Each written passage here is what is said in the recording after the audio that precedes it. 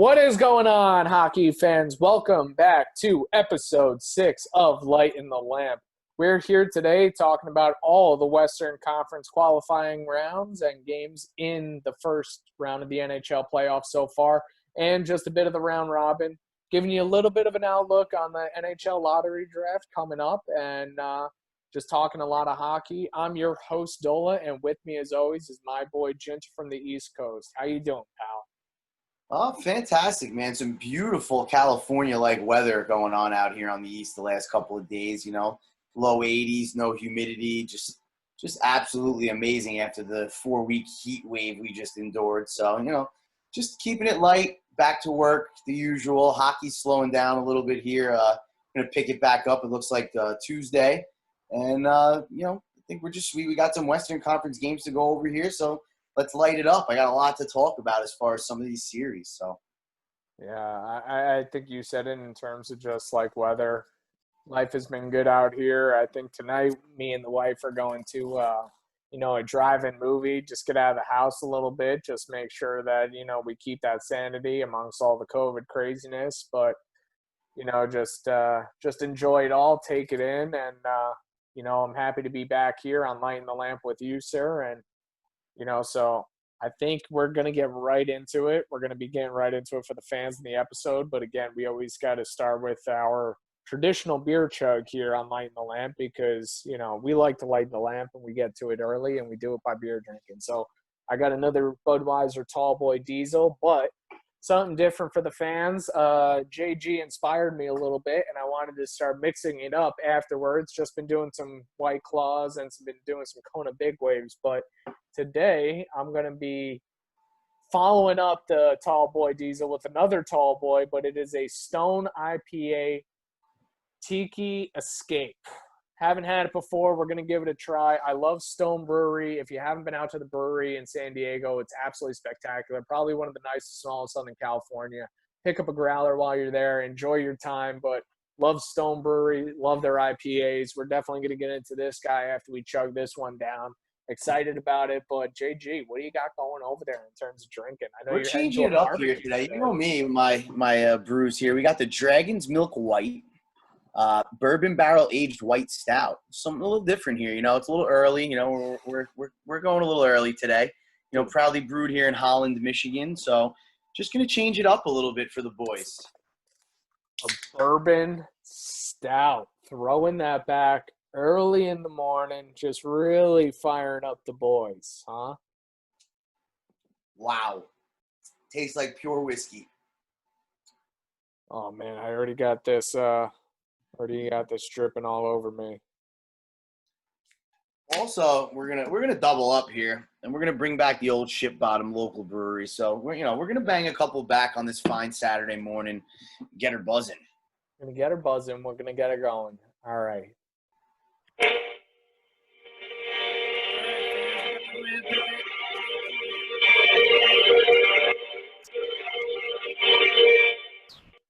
Oh boy. I don't know how this guy does it. That is just filthy. Budweiser, we deserve a lamp already, dude.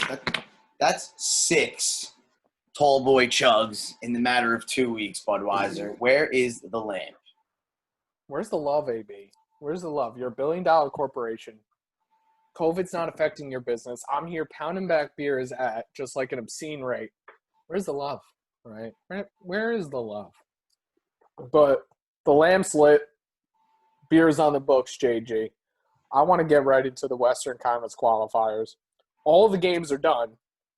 Nothing left on the books. So we're talking just basically about what we're looking forward to, what happened, and first game I want to get into right now is the Edmonton Oilers versus the Chicago Blackhawks.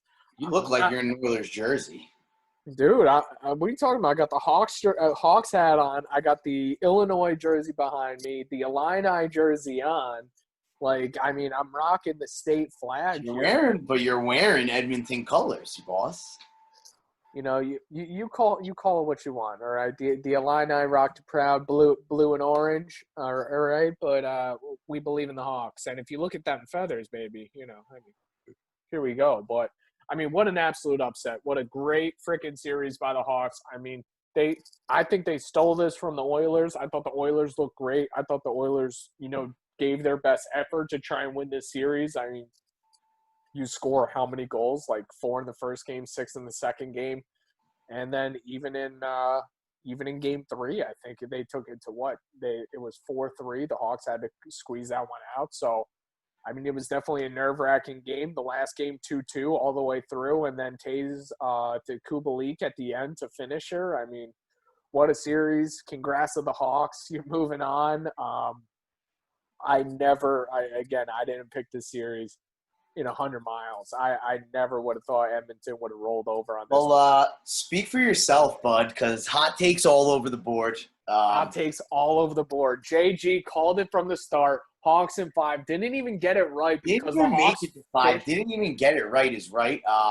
Just impressed by the Hawks. Dominic Kubalik very well could be the next big thing. Very well could be the next big thing for the Chicago team. Just an absolute weapon on all ends of the ice. He can score. He can snap it around.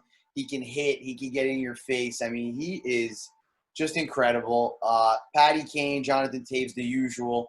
They show you exactly why they won 3 cups. Duncan Keith is back to form.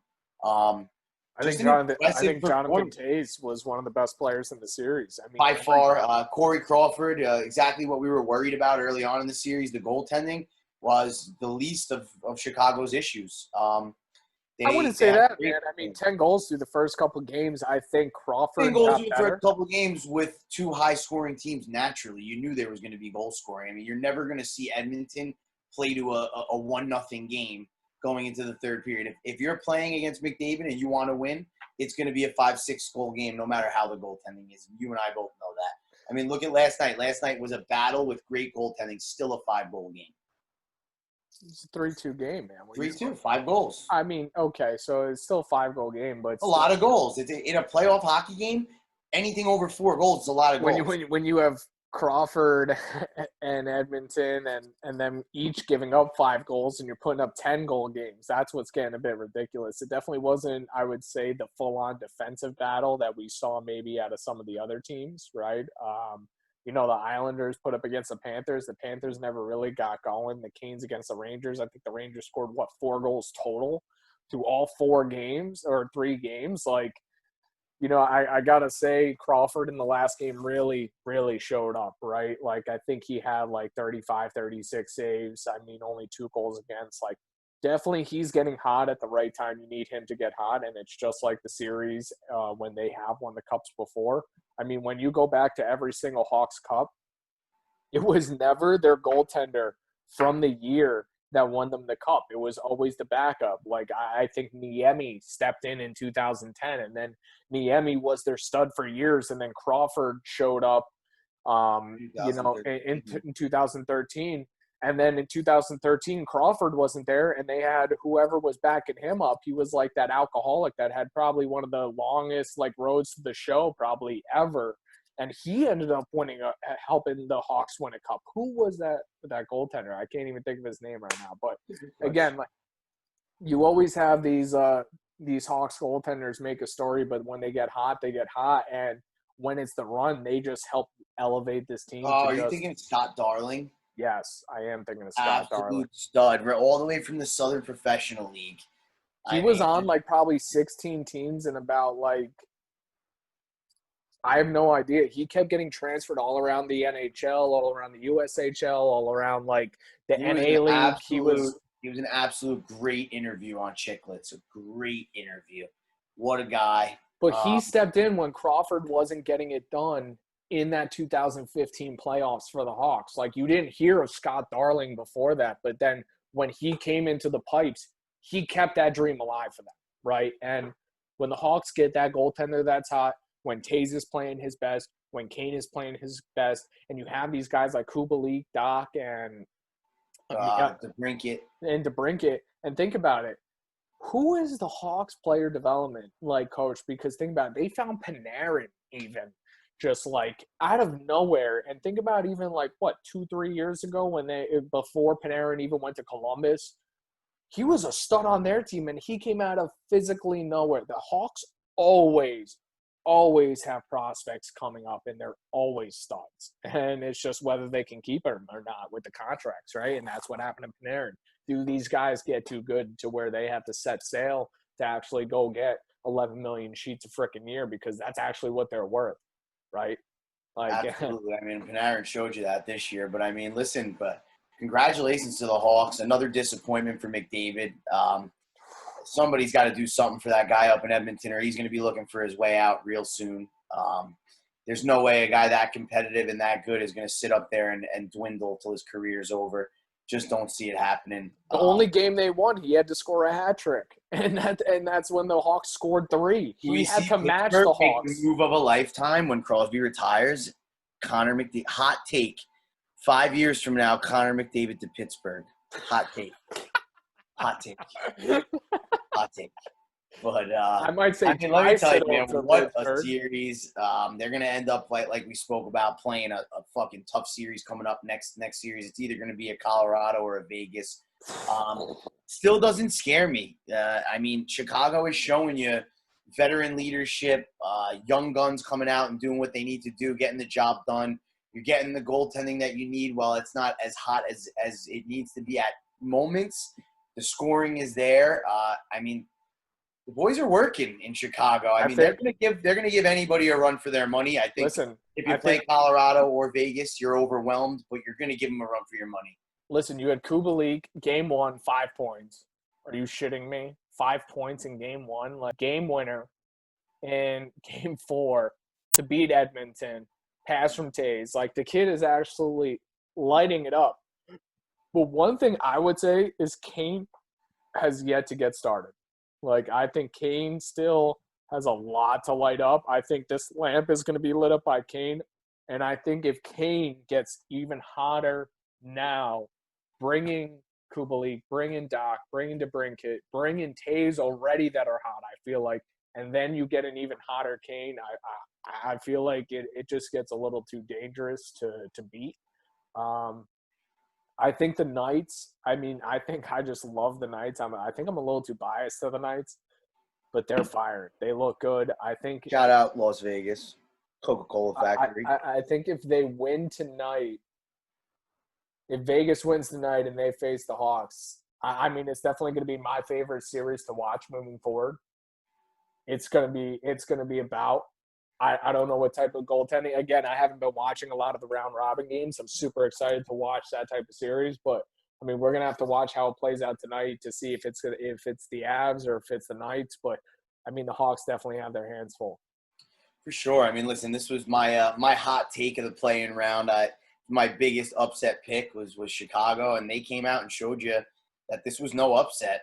That they were written off. Everybody thought Edmonton was going to come in and spank them around, and they weren't good enough. And it made sense because Edmonton had a hell of a year. They got McDavid and Draisaitl, but I mean, Darnell Nurse, like for, even their decor is great. For years and years and years, you could have whatever you want.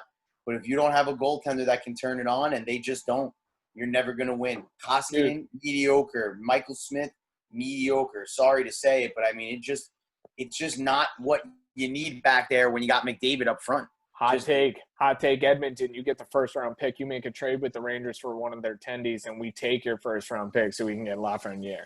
Make that hot take, Edmonton. But I mean, listen, we're going to move into another great series here. Probably my second favorite series on the West. We're at Calgary Flames and the Winnipeg Jets. I mean, what can you say about Calgary, man? Just incredible. Matthew Tkachuk, just not as many points as you'd like to see from him to start off the playoffs. A goal and an assist, 5 penalty minutes plus 3. But I mean, his stat line doesn't even begin to show you what he brings to an organization. I mean, every time he gets on the ice, the other team is focused on him. They hate him. They take their mind off the game because of him. And I think you got to give it to Matthew Tkachuk, man. He is this piece that Calgary has been missing for a long time. And I think you saw Calgary overwhelm Winnipeg. Winnipeg hung in there a little bit, but the scoring depth on Calgary is incredible. You got Elias Lindholm, Mikhail Backlund, Johnny Gaudreau, Monahan. I mean, you got D on the back end who can do it. Noah Hannafin, young gun. The goaltending, Talbot, can come to play. I mean, he can stand on his head. We saw it as Ranger fans, or he could come out and he could shit the bed. And I mean, you saw a little bit of both in the series, but for the most part, he stood tall. And Calgary, was my pick from the go, and I like them coming here into the next round. I think whoever plays them is going to get a run for their money and could very possibly lose the series. I you never want to see it, but obviously Winnipeg, they got bit by the injury bug pretty hard, right? And right from the outset, almost game one, game two, they had guys going down left and right, and I don't really feel like this series was what it was supposed to be.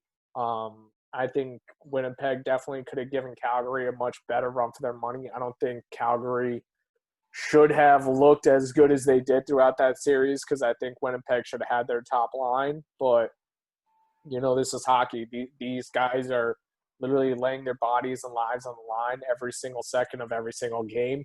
Things are going to happen. I mean, I still go back to, I think it's episode 4 already, and I stand by my statement on the Kachuk and the Scheifele thing.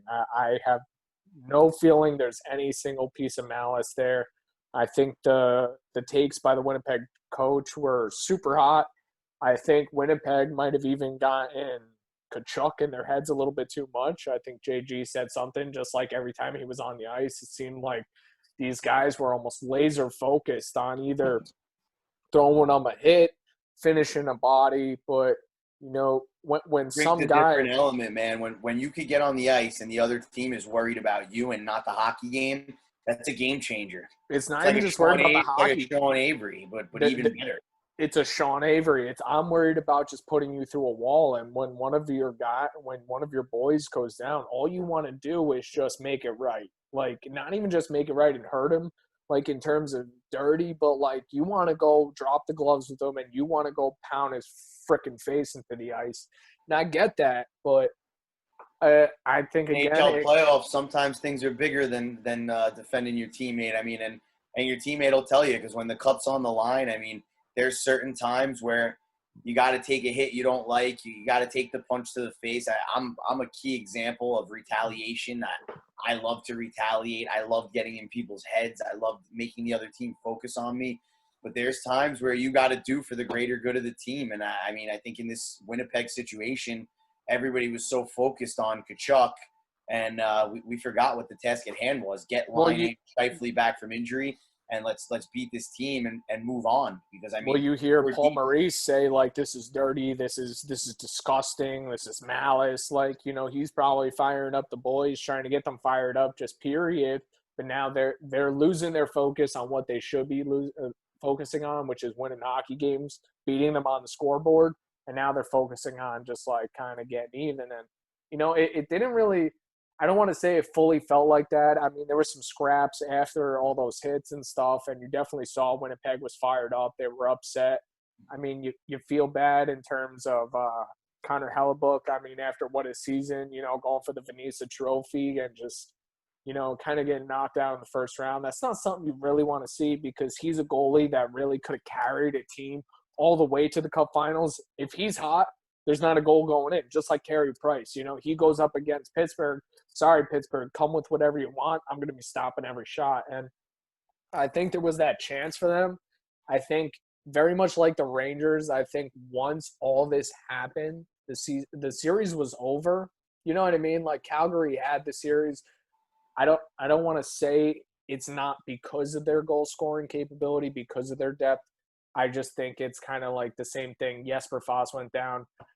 Kane scored that first goal. The series was semi-over. They never truly came back. And even though Winnipeg responded in that second game just with a lot of malice, a lot of hate, not hate, but like a lot of energy, it just wasn't enough to carry them through, right? Against a really good team like Calgary. So, I mean, just I kind of think my if you take. watch Calgary coming here, I mean, if they could get better than they were in this series, they're scary, man. They're physical. They can score. They got a nice defense. They got goaltending that could absolutely win them a series. I think you got to watch out for Calgary coming on Listen, here. man, I also feel like it's the same. It's the same story of every Canadian team. I mean, look at Calgary years past. Look at Edmonton years past. Look at Toronto years past. I don't feel like the talent has ever been a question for any of these Canadian teams. It's whether they're going to go the distance and whether they're going to finish what they've started. And that's always been kind of that crux to a lot of these Canadian teams winning the cup, which really hasn't been happening. Just when is the last Canadian team to win the cup? I'm not actually sure off the top of my head. It's a good question. Right. So like it's been a long time coming. The Canadian teams are hunting for it. Obviously, a lot of Canadian players still bring the cup back home to Saskatchewan and all the remote areas of Canada or Manitoba or Nova Scotia. Nova Scotia. The cup makes its way back there, but at the same time, it's not because of a Canadian. Red Deer, Alberta, anywhere. But no, you're right. I mean, when is the last time a Canadian team won the cup? Had to be Montreal in the 90s. What was that, 93? Pre-Rangers Cup? I think was the last Canadian Cup we've seen. 93 Montreal was the last Canadian Cup. So there you go, right? So we are almost on 30 years without a Canadian Cup. So it's been a long time coming. I think just all the not even just the fans of hockey in Canada, but the country itself wants to see the cup back. It wants to see the cup back. It's been in America for a very long time. Obviously, the league is just, what do we got? We have 6 Canadian teams and we have 25 American teams. So, obviously, it's much more weighted towards American teams. It should stay here, but that's where hockey is literally born and bred, right? We played those kids in Canada. Those kids are something in the water. They're all 6'5". They're all 220 pounds by 13 years old, and they're all studs. So, you think, man, that's something in the water out there in Moose Jaw. They take care of those Canadian boys. Fucking guys throwing bales of hay around on the farm. Then they come down to America at 12 and throw around a bunch of spoiled, fucking overfed midgets like me. Hell of a ride. The Canadian boys been running the game for a long time, but American hockey's coming. Watch out, Canada. American hockey's coming. For me, great series. Very happy Calgary won. You saw me in my Calgary jersey the other episode. Big Calgary guy. Love Matthew Tkachuk. Love Johnny Ham and Cheese, a.k.a. Johnny Gaudreau. Sean Monahan. The list goes on. Cam Talbot. Big Calgary guy. Obviously, too, we got another series coming up we're going to talk about that ended up being a pretty good damn series also. Biz Nasty and the Yotes, the wagon, as he likes to call them, walked all over Nashville, although it was tight. Arizona, to me, controlled the play in the series. Grabner is back to form, comes in on an injury, and just scores a goal game one, scores another goal again yesterday. The speed absolute is there. Snipe. Absolute snipe. Grabner, you are a stud. Step, bringing that captainship like he did in New York, just a good fit for Arizona out there. Taylor Hall played really well. What you want to see after a big trade, trying to make the next step Arizona. So, I like the series. I'm very happy Arizona finished it off.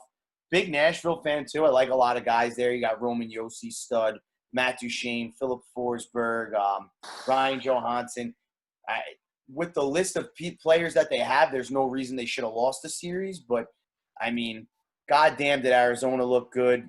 Biz Nasty's been yapping about how big of a wagon they are for 2 years now, and I think you finally saw them take the next step here in this series. I'm really excited for the Coyotes. I'm from Southern California, so I'm really not that far from the Phoenix, Glendale area. Only 6 hours away by car. Really 45 minutes by plane. I'm in Arizona every year. I was actually just there over Memorial Day, got an Airbnb, hit the Topgolf in Scottsdale. I love spending some time out there. Me and my pops, we go to a hockey game every year. Went out to Arizona. That's where we met JT Miller's parents, Kevin Hayes' parents. I have a lot of fond memories of that arena. Love the area. Always kind of pushing for the squad too. Always kind of pushing for the team. Honestly, I think I have more bias towards the Coyotes than I do the Rangers West, the Yotes. Yeah, and, the Yotes are the Rangers West, like Tampa Bay or the Rangers South. That's it. What Yanda, Yandel, Antti Ranta. We have Stepan, Stepan, Grab. Grabner, but there's Although also Grabner went in a Devil's trade, but no, but there I was mean, also one more. There was also Anthony we Duclair. were I think. sending Rangers there. Didn't we send Peter Pruka there back in the day? We sent Pruko. We sent Duclair. Nice Laws, We've been Anthony sending Duclair. guys there for years, and I think that's kind of what's made me partial to that group of players. And like being in the stadium multiple times, I just really am excited to see this group move on. I actually don't know. Again, kind of similar to the question of when's the last time the Canadian or a Canadian team has won the cup. I don't know the last time the Coyotes have made the playoffs, or even in their franchise Well, history. How many times have they made the playoffs? you had the 2012 run with Biz Nasty and Ray Whitney, where they made it to the conference final. It was the run of the Coyotes' lifetime, and honestly, it wasn't even a great one. They lost in 6. I mean, it wasn't some epic run for the ages where they made it to the cup. Like say the they're due. Knights, like the Knights against the Capitals first season into All the the way to NHL, Game 6 of the all cup. the way to Game 6. That's a run that's just never Goats heard have of. been around a while now, man. I mean, listen, I'm happy for them. I hope they could build on it. Unfortunately, there is some teams that haven't even played a real game yet who they're going to run into that I just don't know if they're ready for. I mean, St. Louis, Las Vegas, to name a few, are just too deep for me. Colorado, I mean, you have weaponry. They'll face St. Louis or who's the other team that we have in the top 4? Dallas. I think they're either going to Dallas. It's either going to be Dallas I or would St. say Louis. their best matchup would have to be the Dallas Stars. I think so. Okay. Another good team, but older. An injury or two, and some young speed from the Coyotes could really push them over the top with Dallas, in my opinion. Other than that, man, Vegas, no shot. They're just not ready for a team of that caliber. That's just my opinion. I would love to see them beat one of these teams, but Colorado, St. Louis, been there before. Colorado came damn close to a conference final last year as a team that was written off, wasn't even supposed to be there. You just got too much depth on these top 4 teams. If Arizona runs into one of those guys early, I'm a little nervous for them. It's kind of a testament to hockey, right? It's just like we talked so much about these qualifying rounds, about how they were like David and Goliath matchups, like these like heavy bouts between these stud teams. And then you have these other 8 teams just waiting in the midst, just ready to stomp all over everyone that's about to come through their path. And I think like we're the Vegas forgetting Knights, about all those teams because the main games are the play-in round. We're ignoring the round robin, but you got to remember that these are the teams that are they supposed ran to the league the entire season. These 8 teams, and these are the teams that you're going to have to run through to make it to the real second round of the playoffs here. Yeah, and boy, is it going to be tough. I really hope the Coyotes put on a show here. I honestly think, if I was them, there'd be a lot of excitement in the locker room. I would be saying the same thing. When's the last time we did this? And, we're New York fans. Like, I mean, as a New York Giants fan either, like, I don't even feel confident if we're going into playoffs at 10-2 or 11 and whatever it is, or like 10-5 or 11 and whatever. 11, I'd rather 5, 6. I want to be 8-8. I want to like get in on the last 9-7, last day of the year. Last day of the year. I want to be playing the Cowboys on the last day of the year. I want to beat them to get into playoffs, have no shot at winning the Super Bowl, and then just chip away at every team to finally make it there, because I feel like that's how we win in New York. Got to sink them, baby. I feel like we're not supposed to be the winners. We're not supposed to be the clear victors. We're supposed to be the dogs. And I feel like that's maybe why I'm always partial to an underdog story. I feel like that's always why I kind of gravitate towards it. I think that's why I'm so negative in betting, because it makes no sense, but I want to take the dogs anyway. In this first series, I should have been miles ahead, but you should be up about 30,000, because if you ran with the dogs the way you usually do, you would have won every series. I know, but I was pragmatic. I went logical. But you know what? The Coyotes are moving on, and I gotta say it's going to be a tough round. But if they can do what they did, and if honestly, if the playoffs are right now are any more indicative of what they're going to be moving on, like the Yotes moving on, the Hawks moving on, who in Montreal moving on? Like, who knows what's about to happen in the playoffs? But that's why we have hockey back, and it's still coming. So let's move off of this series. I mean, it was great. I still freaking loved it. It was pretty spectacular, to be honest. But let's get into this last one: the Vancouver Canucks versus the Minnesota Wild. The Canucks finished it off, but not easily. They were up. They were Sort of up battled, man. and Minnesota, like I want to talk about them a little bit because Minnesota is another team similar to Edmonton, similar to Nashville. Even they've been in the playoffs a lot. Like if you actually watch them for the last 7 years, they've Never always crossed been the there. barrier, though. They never crossed the barrier of the first round. The first round is like an Achilles heel to Minnesota, but they're always a good team. They're always there. In the season, they're battling. They're always giving everyone a hard time. They're always mixing it up in games. Scores are close. They did it here even with the Canucks. Again, 4-3 game twice that they went down to the Canucks with, and they haven't crossed that barrier.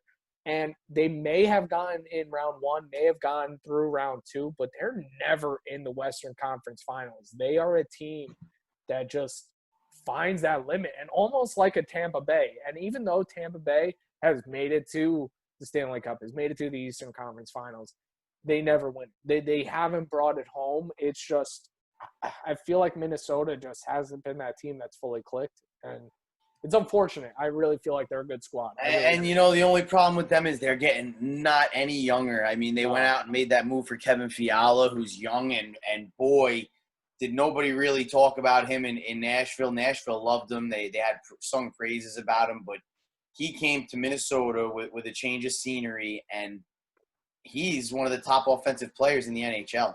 The speed, the hands. I mean, hot take. Wow. Kevin Fiala. Did you watch him? No, I didn't get to see much of him. Oh my! He's a guy that is under talked about, under watched. He is just incredible. Those wheels. I mean, multiple goal games, and he did it all year too. I mean, just a hell of a player. But for me, the Wild are getting old. It's a win now team. Like for me, if they don't win next year, if they don't go deep next year, that's the run. After that, Stahl's headed for 37. You got Zuccarello is going into his mid-30s. Every guy there that means something to the team is getting old. It's almost like the Rangers, like 3-4 years ago, before we had all these young guns, before the letter came out, right? Like when we had this 2017, we were in the middle of a lull. It was like that team that was like everything on paper says Stanley Cup, but we're not even getting close. You know what I mean? And you're just like, what do we need? Rangers teams for years, man. Look at the early 2000s. Yager with 100-something point season. You still had Messier on the team. We signed guys left and right. All we did was sign. Old dudes at the end. We could have won the cup on paper 19 times, but paper doesn't work. And the NHL has showed you that time and time again. Chemistry and the right mix of young talent and veteran. That's what makes a team, and you could put whatever you want on paper. Look at Ovechkin and those Capitals teams for years. The Capital team that just won the cup on paper was great, but on paper I've seen 5 or 6 Capital teams just as good, if not better, that couldn't get past the Rangers in the second round. That's it. It's an amazing take. That is 100%. There were 5 or 6 Capital teams that were just as good as that Capitals team that won the cup. They just never finished. Listen, it's a matter of chemistry. That's what the NHL Stanley Cup is. It's a matter of who's hot when and can you ride the wave? What group believes? You saw it with the Los Angeles Kings. What year was that? 14 or 2015? They smoked. You watch it, 8 seed. They come in, and you know what? The chemistry was there. The boys were hot. They were firing. They were playing for each other. It didn't matter what seed they were, how they played during the season. Once they won that first series, they went on a tear, and they knew what they were there to do. And there was one goal and one goal only, and that's how you pick up. Wow, I'm thinking about my Avs team, like that first episode of Lightin the Lamp, and now you throw that Kings team. I think in 2014 or 2012, before whatever it was, they won the 2 cups in either 12 and 14 or 13 and 15. I'm not sure. It was in between the Chicago Cups, but I mean, that was an amazing team. Another that team. was incredible. Incredible. you're looking at an 8th seed. I mean, everybody said, oh, the Kings, they're the 8th seed. Maybe they win the first round if they're lucky. They beat the 1 seed, and then after that, it's over. Smoked. Dude, they They were smoked sweeping series. They were They sweeping were the series. Monstars from Space Jam. They did it to the Rangers in what year was that? 16, 15, whatever. 2015. I still remember. They, PTSD. I don't even want to remember, but what they did to the Rangers in that cup and Yeah. everybody else in that cup playoff, it was other than Anaheim, they went 7 games with. I mean, which that team was studly also. If they would have won, they would have been like the Monstars from Space Jam too. Anaheim was another team. Like, you think of all these teams that were just never crossed the border. stud teams, and Anaheim should have won 2 or 3 cups, but they I mean, the bottom line, man, they won 1, right? But that was going off the cuff a little bit here. Obviously, I mean, we took it from the Wild with these older teams, but for me, it's win now or win never for the Wild. Vancouver, I mean, they're just showing you what's to come here. Quinn Hughes, what do you have? A goal and 5 assists. JT Miller buzzing around everywhere. Brock Besser scoring when you need him to. Bo Horvat, just what a captain, what a player.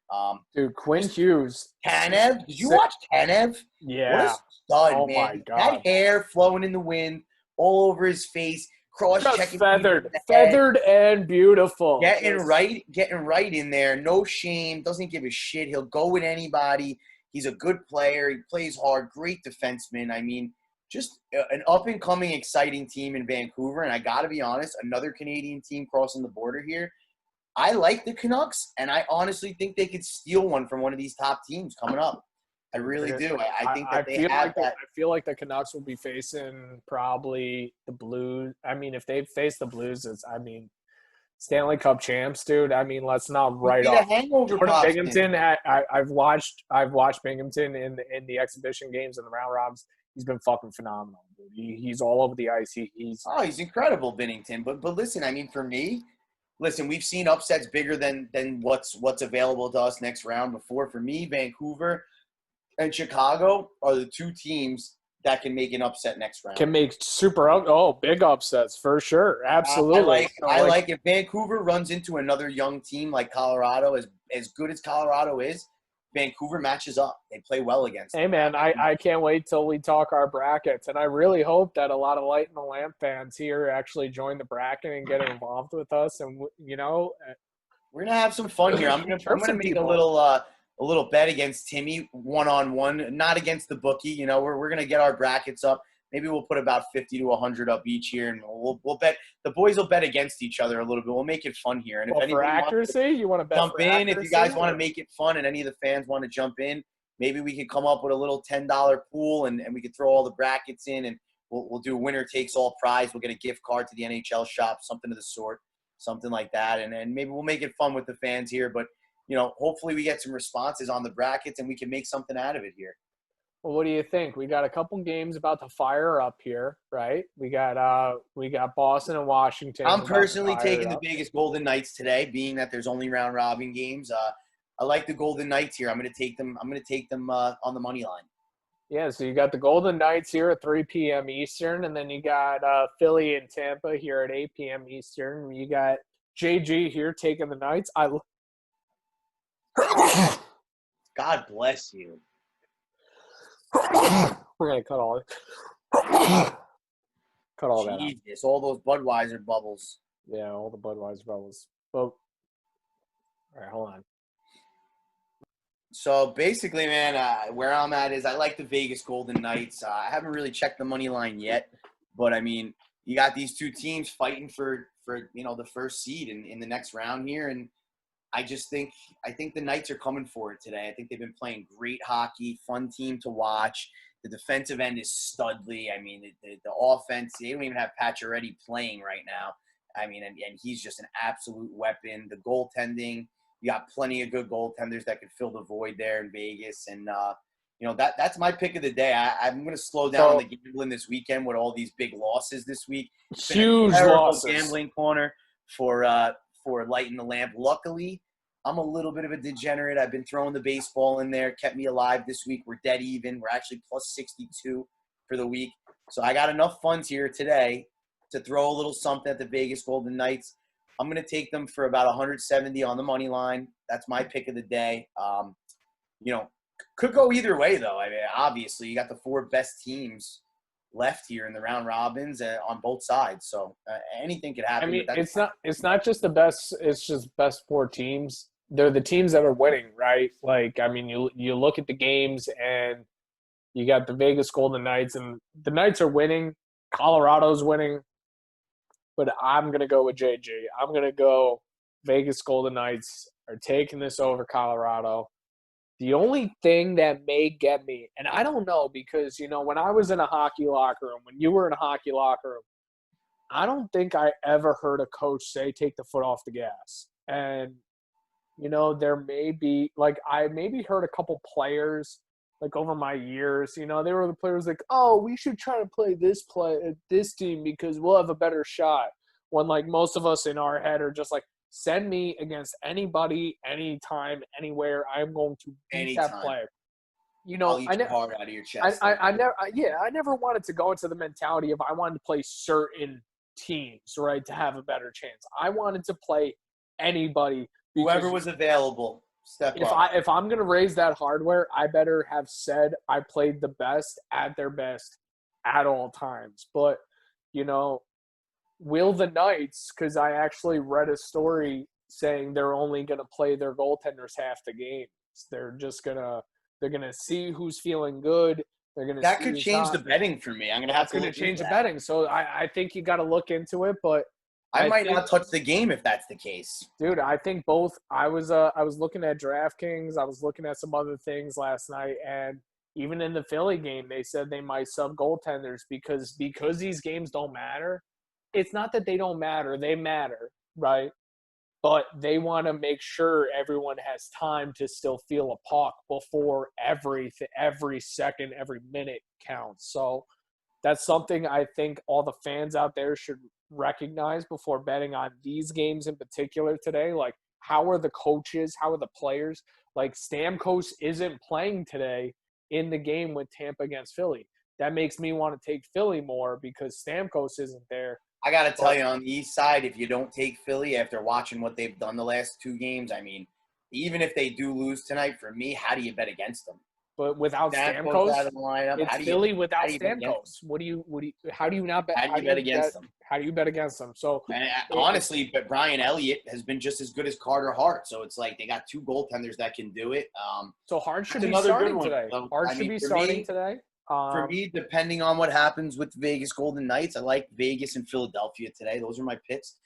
Fans, don't follow me because it hasn't been very good on the hockey side.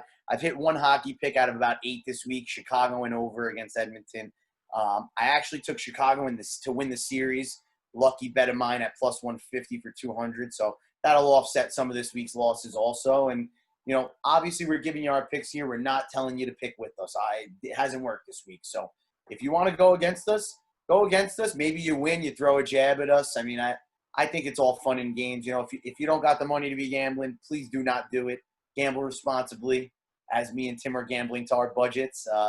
Not looking to push that on anybody. You don't have to do it, but it's just something we like to do with the playoffs getting going. Fans, these are the games that you get ruined on because you don't know, right? Like, you don't have the insider info. Like, the first games, we should have never bet on the first game. We should have never bet on the second game. We should have seen how teams came out. We should have seen how they played.